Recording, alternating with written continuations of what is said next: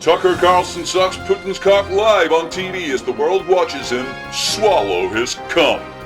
Global news still missing as journalists make do by reporting nothing at all, nothing at all, nothing at all. Identity politics, just what we need, say wealthy bankers who own you like livestock. Hello, non-combatants. Welcome to the fucking news. I'm Tucker Carlson. Here are the headlines tonight. In a global exclusive, I, Tucker Carlson, prostituted myself on global internet streams and sucked the cock of President Vladimir Putin. My tongue caressed his shiny helmet as he worked the shaft. He cooed and moaned as I let him thrust it deep down my throat, finally shooting his creamy dictator jism down my throat in an extended orgasm of imaginary history and facile justification for the murder of civilians. And viewers, let me tell you, I swallowed every drop and it was great. Here's some of the highlights. President Putin, the world wants to know what your cum tastes like. Would you let me, Tucker Carlson, suck your cock and tell them? Oh yes, I can tell you my ejaculate is 1,000 years old. Everybody wants to suck my cock and taste it. Here, why don't you open wide, Tucker, and get started? Oh my God, your cock tastes great. Oh my God, Putin. Shh, Tucker, don't say a word. Just suck, okay? Oh, Tucker, you suck good. Oh. Well, thank you, Mr. President. Your cum tasted exactly as I thought it would. You're very well done, Tucker. Off you go now. Don't dribble. In other news, President Joe Biden can't remember the last time anyone sucked his cock, officially. In a recent court case, President Biden was challenged to recall the last time anyone had his octogenarian cock in their mouth, but he couldn't. The best he could do was to try and remember, I think something happened when Jesse was hoovering once, but it was a long time ago. There you have it, proof that Joe Biden is unfit to have his cock sucked by the American people. Now on the fucking news, we bring you an update on the long-running story of the missing news. Much of the world's news has been missing for many years. Media efforts to find it have so far failed, and police in Gaza, where the news was last seen, are still searching for clues and questioning suspects. Since its disappearance, journalists from TV, radio, and newspapers have filled their publications with nothing to report, nothing to see, nothing happening, nothing to be said or done. Editors for the world's greatest news organization said, "We think there's a lot going on in the world.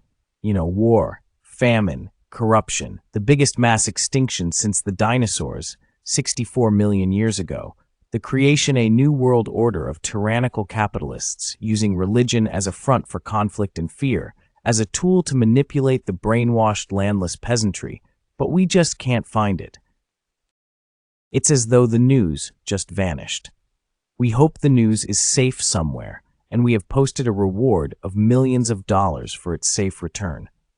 Viewers of the news have been comforted by friends and family. They made this statement to the press a few hours ago. "This is a very difficult time for us without the news.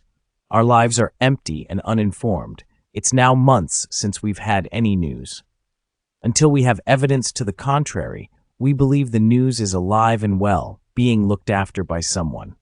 We will continue to buy newspapers and watch the telly, reading and watching nothing new or informative about the thousands of dead and dying all over Earth, the rape of the planet, the genocide in Palestine, the billions of humans living under slavery in China, the destruction of our own planet, simply to make rich fuckers richer.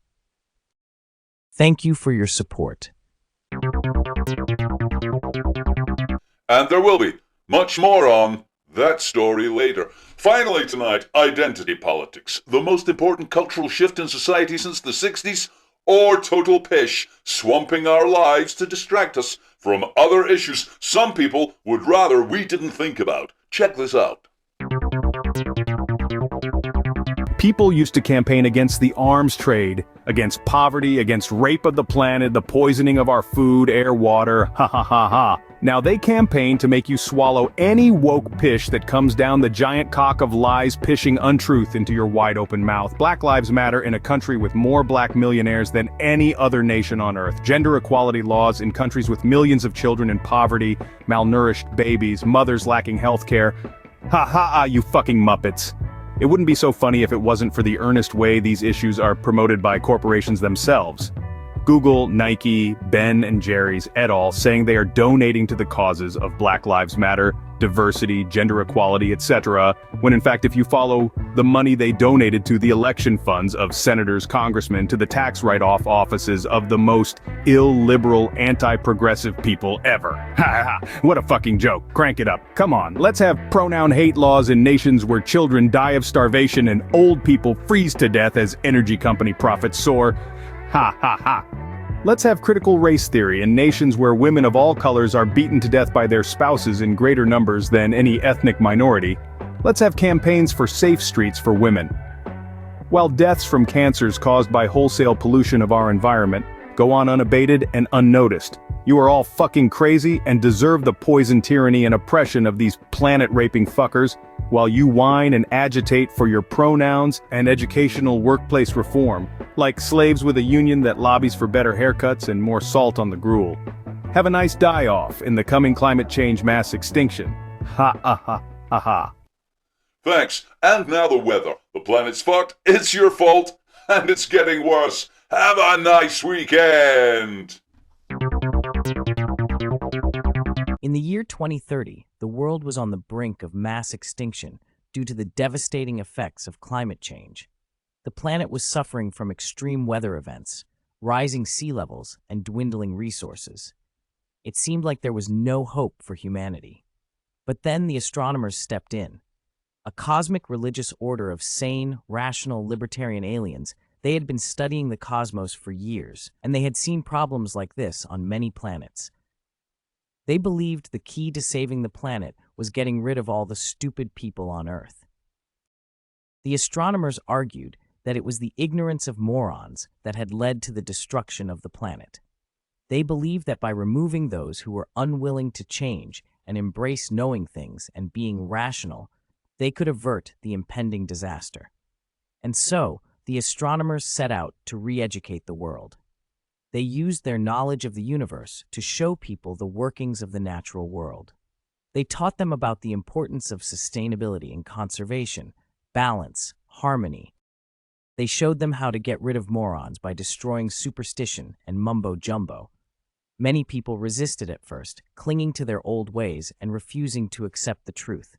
But the astronomers were persistent. They used their influence and expertise to convince world leaders to take action.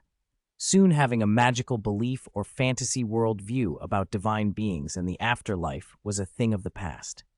And slowly but surely, the world began to change. People started to see the error of their ways and embrace knowledge and reason. They worked together to stop emissions and capture carbon from the atmosphere, protect endangered species, and restore ecosystems. In the end, thanks to the efforts of the astronomers, mass extinction was averted. The planet was saved, and humanity was given a second chance.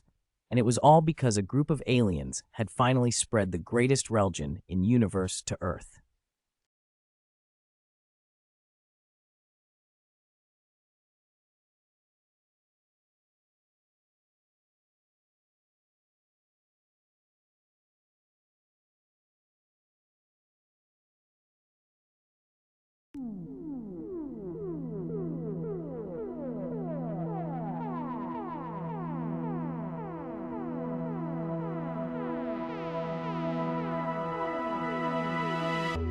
Are we the aliens on this planet, printed out of earthly DNA by information photons from distant worlds?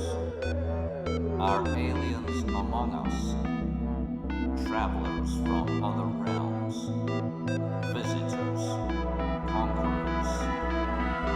Have our dreams become real? Our wishes made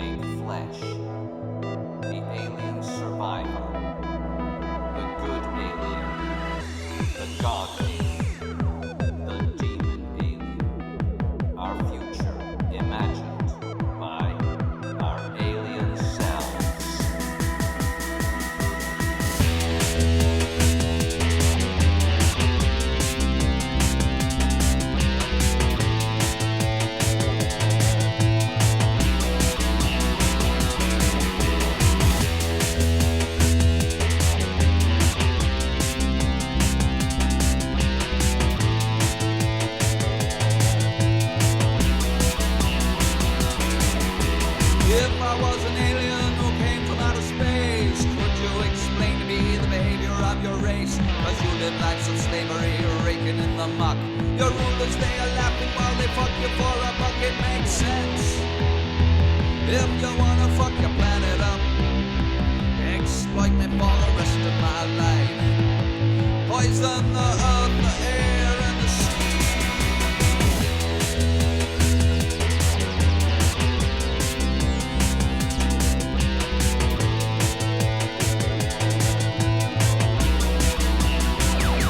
Yeah, if there were some aliens living here on earth, waiting for their moment to take over our turf, maybe we should stop them, give it our best shot. But maybe they're no worse than the fuckers that we've got. It makes sense. If you wanna fuck the planet up, exploit it for the rest of your life. Poison the earth, the air, and the sea.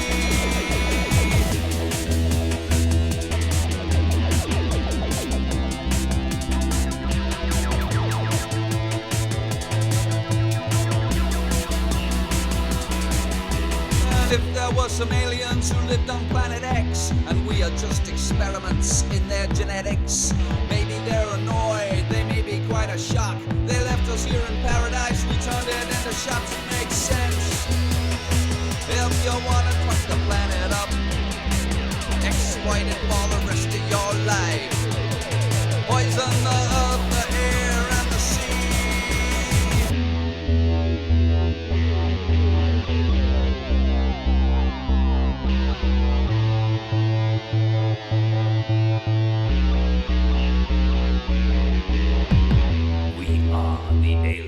On this planet, printed from earthly DNA by information photons from a different world. We are the aliens among us, travelers from other realms, visitors, conquerors. Your dreams become real, your wishes made flesh, your alien savior, your god alien, your demon alien. Your future, imagine.